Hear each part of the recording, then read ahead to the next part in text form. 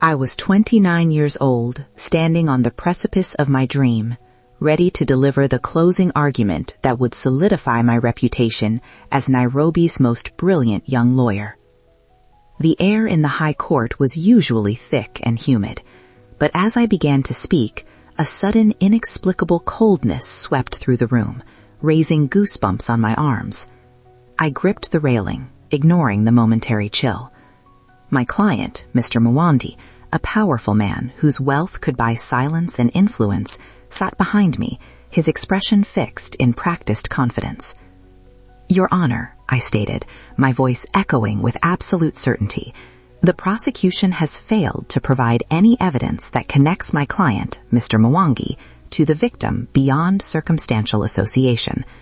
We deal in facts, not conjecture, and certainly not in the baseless superstitions that have been whispered outside this courtroom." I was referring, of course, to the gossip that the murder victim's spirit was actively seeking justice. I, Amara, a product of the city, educated in the finest law schools, scoffed at such primitive fears. My ambition demanded logic, evidence, and clear victories. I had spent my entire career proving that traditional wisdom was simply fear dressed in cultural robes. Yet as I pivoted, emphasizing the lack of forensic proof, the cold spot intensified, focusing directly on me. My perfectly stacked stack of notes, the result of 3 months of sleepless nights, fluttered violently, though no window was open. It was just a glitch in the old building's ventilation, I decided, forcing myself to maintain eye contact with the judge. But the memory surfaced, sharp and chilling. The warning from my aunt, the village elder who still lived in the traditional homestead outside the city. She had looked at me with deep, sorrowful eyes when I first took the case. "Amara, my child," she had pleaded, "that man's wealth is poisoned. The victim's spirit is restless, tied to the land, and it will not allow this injustice. That spirit is already in the court, waiting for the moment of victory to set its trap." I had laughed then, dismissing it as the ramblings of old age. Now, standing here, feeling the unnatural chill of the Nairobi High Court, I felt a flicker of unease, a momentary crack in my foundation of pure logic. I pushed it down instantly. This was the final hurdle. Victory meant partnership, wealth, and the soft life I had always craved. I would not let a ghost story steal my destiny. I finished my argument flawlessly, the judge nodding slowly, indicating my success was imminent. The acquittal was practically guaranteed. That evening, Mwangi summoned me to his penthouse office overlooking the glittering lights of Nairobi. The opulence was blinding, a perfect reflection of the power I was about to share. Mwangi, impeccably dressed, did not offer congratulations. He offered ownership. "Amara," he said, leaning back in his leather chair, a chilling, almost hollow smile on his face. "You have secured my freedom. You are brilliant. I don't just want you as a lawyer. I want you as a partner. Full equity, effective immediately upon the verdict. Plus this." He pushed a briefcase across the polished mahogany desk. It clicked open, revealing stacks of crisp new Kenyan Naira notes.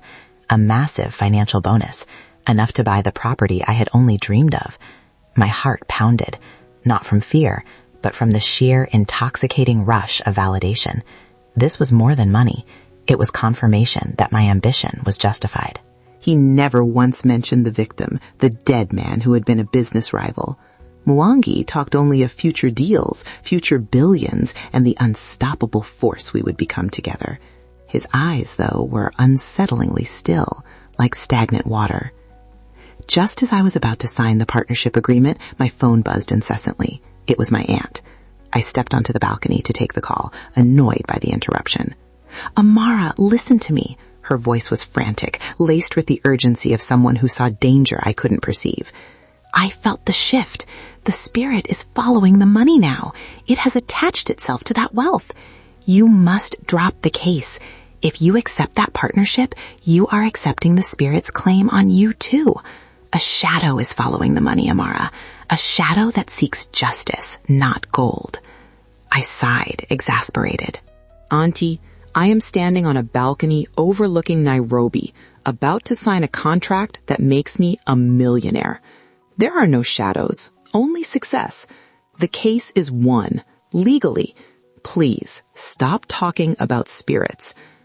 I hung up, feeling a strange mix of guilt and fierce determination. I had chosen the path of logic. I returned to the desk, signed the contract with a flourish, and accepted the down payment in cash. I felt a tremendous, heavy pressure settle on my chest, a physical weight that made it difficult to breathe, but I rationalized it as the stress finally releasing. I was finally here. I had won. But if you want to see what happened next, when temptation seems too perfect and you ignore the wisdom of your elders, subscribe to this channel because things got much, much worse. My commitment to Mr. Mwangi was absolute. The partnership contract was signed, the initial payment deposited. I threw myself into preparing the final rebuttal against any possible last-minute legal maneuver by the prosecution. I needed to ensure the victory was ironclad. I spent days and nights in my pristine, upscale office, surrounded by the meticulously organized case files. That's when the sensory attacks began. The first was the smell. It was faint initially, but grew stronger until it was overpowering. The smell of wet earth, decay, and something sickly sweet, like rotting fruit. My office was on the 15th floor, sealed and air-conditioned. I called maintenance repeatedly, blaming the building's drainage, but they found nothing. I sprayed expensive perfume, lit scented candles, but the stench of the grave persisted, a constant low-grade reminder of the victim buried somewhere beneath the soil. Then there was the photograph. We kept a small evidence board featuring the victim to maintain clinical distance. Every morning, without fail, the victim's photo, a smiling man in his mid-40s, would be turned upside down. Every single morning. I started taping it down using industrial-strength tape, but the next morning, the photo would be precisely inverted, the tape peeled back without tearing. It was impossible, illogical, but it was happening. I felt my grip on reality starting to slip. My colleague, David, noticed the change in me. I was jumpy, losing weight, and my eyes were perpetually wide with exhaustion and fear I couldn't admit to. "Amara, you look haunted," David said one afternoon, watching me jump when a door slammed down the hall. "This case is consuming you. Maybe you need to step back, get some rest. Or maybe you need to go see your people, get a cleansing." I snapped, defensive. "It's the stress, David. This is the biggest case of my life. I don't need superstition. I need sleep." I couldn't tell him about the smell or the photo. He would think I was mad, and my career would be over before it truly began. To reinforce my commitment and celebrate my new status, I used some of the cash Mwangi had given me to buy a beautiful Swiss-made luxury watch, a symbol of my arrival. The moment I clasped the heavy gold bracelet onto my wrist, the watch stopped. Completely. The second hand froze at 12 o'clock. I shook it, pressed the buttons, but it remained dead, a cold, expensive piece of metal mocking my success. It was a clear warning sign, a spiritual red flag waving in my face, but I chose to believe the watch was simply defective.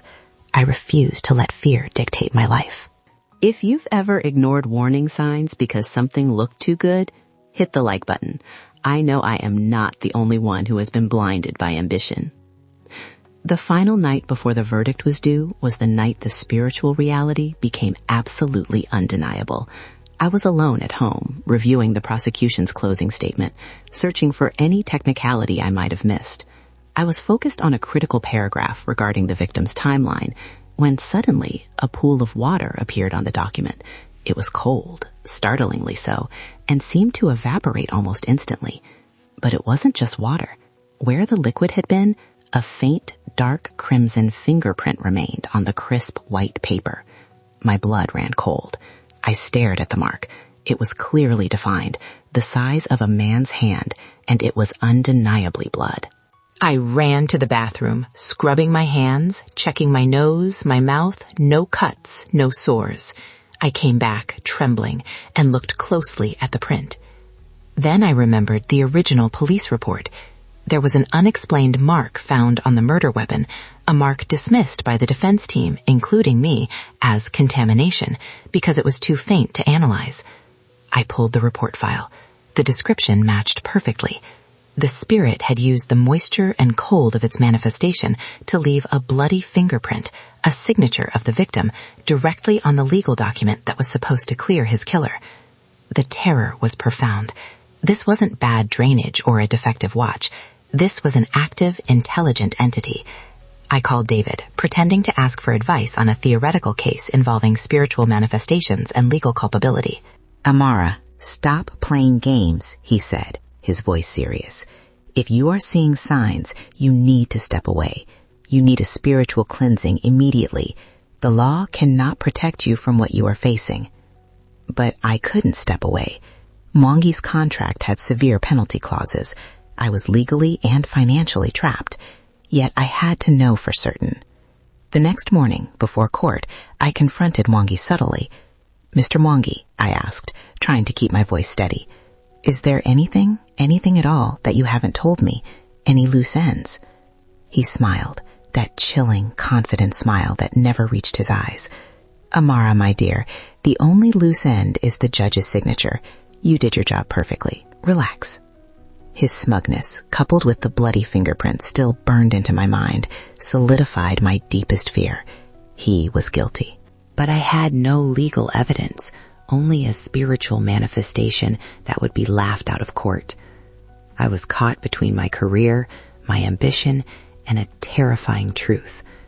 The final court session was today, and the spirit was waiting. Comment where you're watching from and tell us, would you stay to defend the client for the money, knowing he was guilty, or risk your career to seek the truth? I knew I needed protection.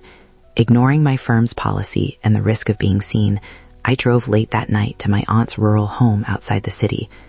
The journey felt relentlessly watched. Every shadow seemed to move. Every bush rustled unnaturally. My aunt didn't scold me. She looked at me with immense pity. She had been expecting me. She confirmed my fears. The victim's spirit is tied to the land where he was killed, Amara. It is a powerful entity, and it is focused entirely on the court tomorrow. It sees you as the instrument of injustice. She quickly performed a small ritual, mixing herbs and water, and gave me a small, rough wooden charm wrapped in red thread. Wear this close to your skin. It will not stop the spirit, but it will warn you when the danger is critical. If it burns, run. I drove back toward Nairobi, the charm clutched tightly in my hand. It was around 3 a.m., and the road was deserted. As I passed the exact stretch of highway where the victim's body had been found, a detail I knew intimately from the case files, my car suddenly swerved violently. The steering wheel jerked from my hands, and for a terrifying second, I was completely out of control. I saw a fleeting, shadowy figure standing directly in the middle of the road, gaunt and dark. I slammed on the brakes, narrowly avoiding crashing into the barrier. When I looked up, the figure was gone. I was shaking from head to toe. This was not a warning anymore. This was an active attempt on my life. I parked the car and leaned my head against the steering wheel, realizing the spirit would kill me if I secured the acquittal. Back in my office, reviewing my final notes, I felt a sudden, searing heat against my chest. I ripped off my blouse. The wooden charm was glowing faintly, searing hot against my skin. The danger was not outside. It was right here, in the documents, in the case, waiting for the final moment of legal victory. I tried to call the firm administrator, intending to fake an illness, to resign, anything to escape the courtroom tomorrow. But before I could dial, the door opened. Mr. Mwangi stood there, calm and smiling. "You look troubled, Amara," he noted, his eyes scanning my face.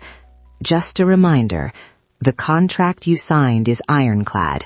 If you breach it, if you fail to appear or withdraw your defense at this late stage, you face penalties that will financially destroy you and your family. We are partners now. We finish this together. He didn't need to threaten me physically. He had trapped me legally, financially, and now spiritually. I was isolated, forced to hide the truth from everyone, and destined for the high court, where a vengeful spirit awaited its moment of justice. I was trapped between my ambition and my life. If you want early access to stories like this and exclusive behind-the-scenes content on how these African lessons are structured, become a channel member.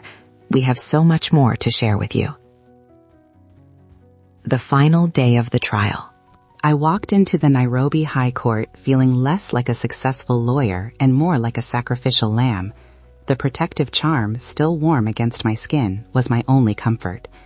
I began my rebuttal, focusing on the technical deficiencies of the prosecution's evidence. I was arguing purely on paper, ignoring the truth I now knew. As I spoke the words that would free a murderer, the temperature in the courtroom plummeted. I saw the judge shiver visibly, pulling his robe tighter around him. The court recorders exchanged nervous glances. Then it happened. I was mid-sentence, stating confidently that the police timeline was flawed, when the lights in the courtroom began to flicker violently, casting the room in strobing shadows. The air grew heavy, like 1,000 people were suddenly crammed into the space. I looked over at Mr. Mwangi. Standing right beside him, shimmering like heat haze and cold mist combined, was the spirit of the victim. It was faint, transparent, but undeniably there. It was gaunt, its face contorted in silent accusation, and its eyes, if they could be called eyes, were fixed entirely on me. Panic seized the court. Papers flew from the prosecutor's desk. A few people screamed softly, but the spirit was focused only on me and its killer. The vengeful entity slowly lifted a decaying spectral hand and pointed its finger directly at Mwangi. Then a voice that was not a sound, but a thought pressed into my mind, cold and sharp. He buried me beneath the acacia tree by the river bend. He used the black shovel, the one kept in the shed. He confessed to his wife that night.